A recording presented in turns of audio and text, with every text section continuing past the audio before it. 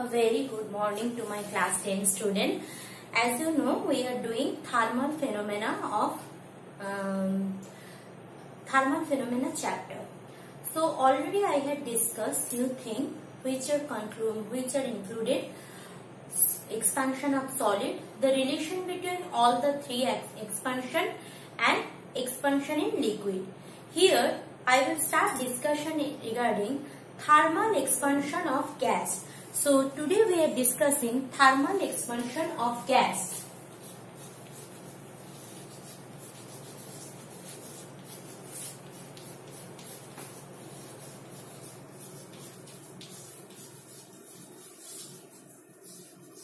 Thermal expansion of gas. See, already I told you that it is liquid or gas. Whatever it may be, we are concerned with the volume expansion, because length, breadth, height is not the thing of discussion for case of gas and liquid. Because if I pour liquid in any container, that will take the shape of that container, just like gas also. So whenever I am considering gas, so we are considering volume expansion. See, when I am telling about the liquid expansion or solid expansion, there we need to think about only temperature. But in case of gas, we need to think about the pressure. Because if I change the pressure of the gas, in turns that will change the volume of the gas also. So when we suppose at temperature 0 degree Celsius, volume of the gas is V0 at 0 degree Celsius. Now at temperature T degree Celsius, volume of the gas is Vt. We know that volume expansion equation. So therefore final volume of the gas Vt will be equal to V0 into 1 plus gamma T, where gamma is what? Where gamma is the volume expansion coefficient for gas. It is seen that for ideal gas, experimentally it is seen that for ideal gas, the value of gamma is 1 by 273. Why 1 by 273? I will explain you. First, you just know that gamma is 1 by 273 for ideal gas. Now see, from gas law equation, we know very well regarding Boyle's law and Charles law. What was Boyle's law? Boyle's law is that when mass, Boyle's law is P versus 1 by V, means mass and temperature if constant, then pressure of the volume gas is inversely varies with the volume. Means if pressure increases, volume decreases, and if pressure decreases, volume will be increases. That is from Boyle's law. Now what is Charles law? If pressure constant and mass of the gas constant, then what is happening? Volume of the gas varies with the temperature. How it varies? Suppose at 0 degree Celsius, volume of the gas is V0. So if I 1 degree rise the temperature of the gas, then 1 by 273 into V0 will be the ratio, will be the multiplication factor by which the volume of the gas will increase. Giving you an example, suppose initially the volume of the gas is V0. Now I am increasing 1 degree Celsius. So what is happening? Now the volume will be V0 was the initial. So V0 plus V0 into 1 by 273. So V0 into 1 by 273 will be my final volume. This conclusion was drawn by Charles law. Actually Charles law is that V proportional to absolute scale of temperature, means if temperature increases, volume of the gas will be increasing, and if temperature decreasing, volume of the gas is also decreasing. That we know from gas law equation. Now this expansion of gas, that Vt equal to V0 1 plus gamma T, this is okay. But from this gas law, we can also derive Charles law. From this gas law, we can also derive Charles law. How? Let's go for that. See, this is also an important question also. Derive Charles law from from expansion of gas, volume expansion of gas. So how we will prove that? See, we'll start from this equation. Just follow these tricky steps you can do. So Vt equal to final volume Vt equal to V0 into 1 plus gamma T. I think no confusion. 1 plus gamma T. Clear? Now we know gamma equal to 273 for ideal gas. Gamma's value for ideal gas is 1 by 273. So gamma equal to 1 by 273, that we know clearly. So I will put it here. So Vt equal to V0 1 plus T by 273. T by 273. Clear? Now that can be written as V0 273 plus small t by 273. We know when I need to convert Celsius into Kelvin, if something suppose 40 degrees Celsius given, so I need to convert it into Kelvin scale or absolute scale of temperature. What I will do? I will do 40 plus 273 I can do. So here this T by plus 273 can be replaced by capital T, that is the absolute scale of temperature. So what I can get, that is V0 capital T by 273. V0 capital T by 273. Clear? Now see, V0 was my initial temperature, initial volume of the gas. 273 is a constant factor. So actually the final volume varies with what? Final volume varies with the change in temperature or change in absolute scale of temperature. That is nothing but the Charles law. Clear? That is nothing but the Charles law. So from this, what I can write? I can write therefore V proportional to T, which is Charles law. Clear? Repeating again, Charles law means actually Charles law is what? If pressure and mass of the gas is kept constant, then volume of the gas will be changing with temperature. Means if temperature increases, volume of the gas also increases. If temperature decreases, volume of the gas decreases. From that, we are getting a simpler version of Charles law that tells us how much will be the increase or decrease of the volume. That factor is the volume into 1 by 273, means per degree rise or fall of the temperature, there is the increase or decrease with respect to 1 by 273. That much knowledge we are having. But actually what is Charles law? Charles law is that when volume is directly depends on the temperature if and only if pressure and mass of the gas remain constant. I think no confusion. So from where here what I started, that is this much we know this is the initial volume and gamma is the volume expansion coefficient. So final volume Vt equal to V0 into 1 plus gamma T. For ideal gas we know the volume expansion coefficient. If you are taking an ideal gas, then value of volume expansion coefficient will be 1 by 273. This is experimentally and mathematically proved. How we are getting 273? I am coming. So 273 we know, just putting 273, multiplying that. So 273 plus the temperature which expressed in the Celsius scale. So that will give us the temperature that will give us the temperature in Kelvin scale.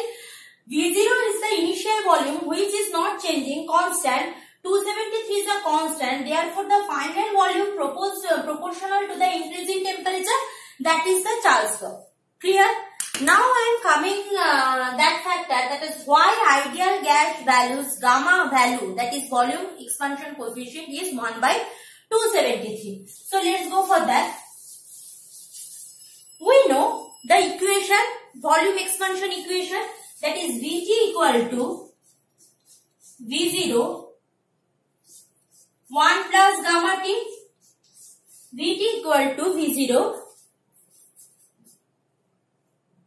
1 plus gamma T. Done. Now, if I want to calculate gamma from here, what I need to do? That is Vt plus V0 gamma T So V0 gamma T equal to Vt minus V0. So gamma equal to Vt minus V0 by V0 T. No confusion. Now suppose I am increasing the temperature 1 degree Celsius, means T is 1 degree Celsius, means 0 degree Celsius was my initial temperature, and right now temperature of the gas is 1 degree Celsius. So what I can write in place of T, I can write what? 1 degree Celsius. So I am just rubbing it. So gamma equal to Vt minus V0 by V0 in place of T, I am putting it over 1. No confusion. Clear? So therefore from there what I am getting? I am getting Vt minus V0 by V0. Up to that, no confusion. Now Vt equal to what? Vt minus V0 by V0. Now according to Charles law, what we know? According to Charles law, we know that the increase in volume will be the multiplied, means if I am changing per degree rise of temperature, 1 by 273 into V0 will be the change in volume. 1 by 273 into V0 will be change in volume. Therefore, right now Vt, value of Vt will be what? Vt is the final. V0 was the initial. That will remain plus V0 into 1 by 273. This kind of equation we had done. So put this Vt's value over here. Put this Vt's value over here. So if I put Vt's value over here, what I am getting? From here I am getting 1 by V0, take common outside. So here it will be V0 plus V0 by 273. This is for Vt. I am writing this whole for Vt minus V0. Done. So this V0 will be cancelled out. So I am having the value of gamma is 1 by 273. Clear? 1 by 273. Now you can ask me, ma'am, from where I am getting 273? 273 I am getting from absolute scale of temperature. We know 0 degree Celsius equal to what? 273 Kelvin. From there I am getting 273. Clear? So that much question is enough for gas law. What are the question can come? First of all, derive Charles law from gas volume expansion coefficient. Calculate value of gamma from volume expansion. What is volume expansion coefficient for gas? Why pressure and temperature changes in case of gas law? Clear? This question can come. Now I am going for the next part of this chapter, that is called thermal conduction or thermal conductivity.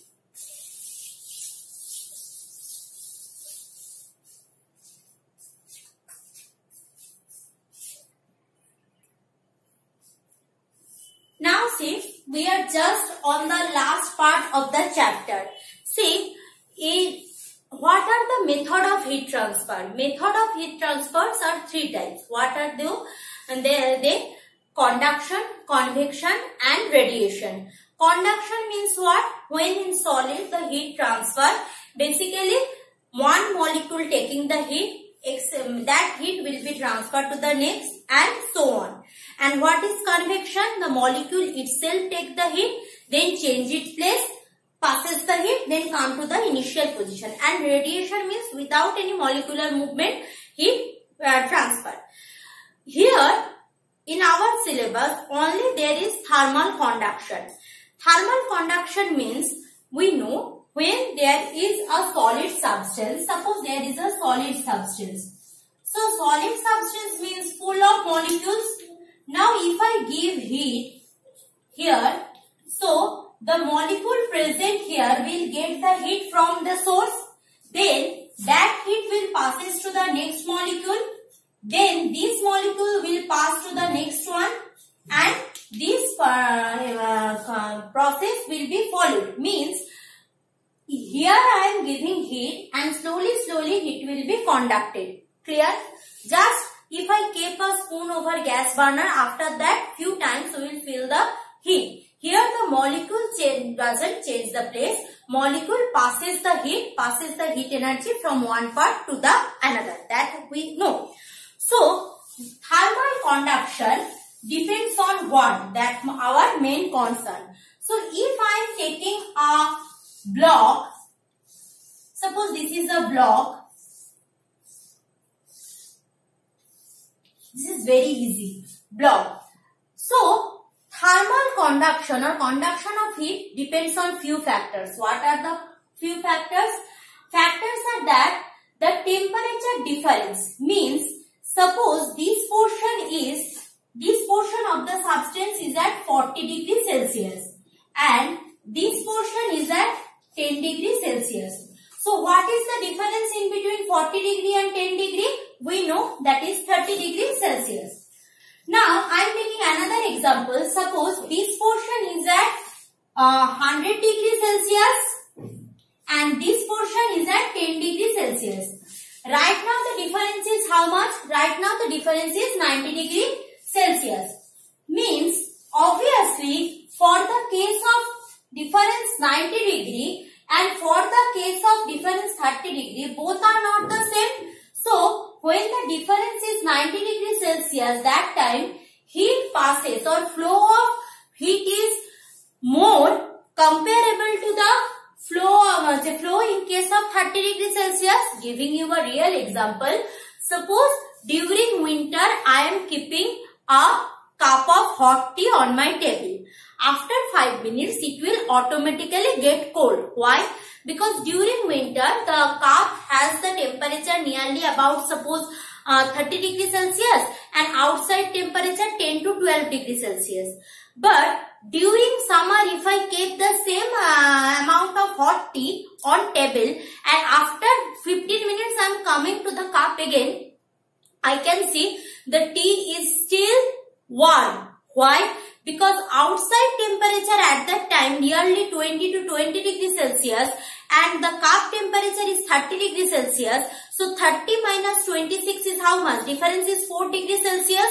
So the heat will not spread easily. Clear? By the method of conduction. Same thing applied here. So when the due to conduction process heat is transferring, obviously it depends on the temperature difference. If I denote temperature difference as, suppose this portion has temperature theta 2 and this portion has temperature theta 1. So the difference in temperature when heat is traveling from this, suppose Q is the amount of heat traveling from this portion of the substance to here. So Q will be proportional to what? Q will be obviously proportional to the temperature difference theta 2 minus theta 1. This is the first thing for thermal conduction. Done. Now see, suppose I am having a rod and I am also having a solid block. Clear? Both I am giving heat. Another example I am giving. Suppose I want keeping a kadhai on gas burner or I am keeping a rod on the gas burner for 5 minutes. So when I want to calculate that amount of heat transfer from this lower portion to the bottom portion, I can see when I am keeping the rod, only that much surface is getting heat. That is a very small surface. But for kadhai, it is a huge surface. So, huge surface means more is the number of molecules present there to absorb the heat. So, here is more is the number of molecules present comparable to this rod. Here only this much of molecules are present. So, more is the number of molecules present to absorb the heat. More is the amount of heat transfer. Simple logic. So, that's why Q is also proportional to the cross-sectional area of the block. Means from here to here. This is the surface area. Here is the heat source. Here is the absorber. Here I am measuring measuring the heat. Therefore, Q is also proportional to the cross-sectional area A. Means how much broad the surface is where I am giving the heat, that also detect how much heat will be transferred. Done. Temperature difference done. Area of the surface done. It is also inversely proportional with the length. Why inversely proportional? Suppose I am having a 10 meter long rod and also I am having 1 meter long rod. So in which I am having less number of molecule. Obviously, for 1 meter long rod, I am having less number of molecule. Less number of molecule means, suppose I am in 1 meter rod, from this portion to this portion, heat transfer will be very fast because less number of molecules are present there.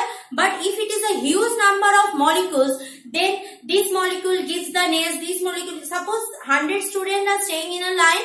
I am giving an apple to the first student and I am standing on the 100th student and asking for the apple. So the time taken by that 100 student is comparable large time taken by the 10 student. That thing happen over here also, means more the length of the solid, less the heat transfer. Therefore, Q is inversely proportional to the length. More the length, less the heat transfer.